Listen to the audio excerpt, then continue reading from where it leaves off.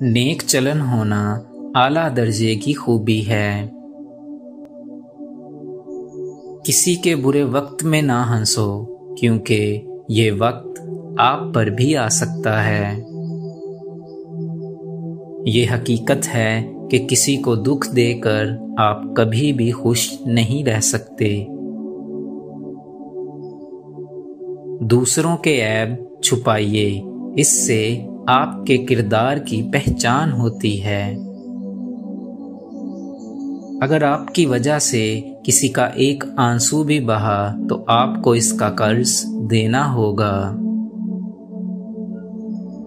ظالم نہ بنو، کیونکہ مظلوم کی دعا عرش تک جاتی ہے۔ درد وہی دیتے ہیں جن سے دل کا رشتہ ہو۔ اس دنیا میں بے حیا کو خوبصورت، دھوکے باز کو عقل مند اور ایماندار کو بے وقوف سمجھا جاتا ہے۔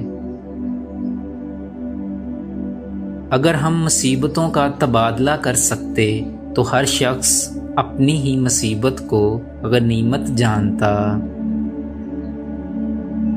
وقت ایک ایسا آلہ ہے جو حالات، کیفیات، واقعات اور جذبات کو جذب کرنا سکھا دیتا ہے۔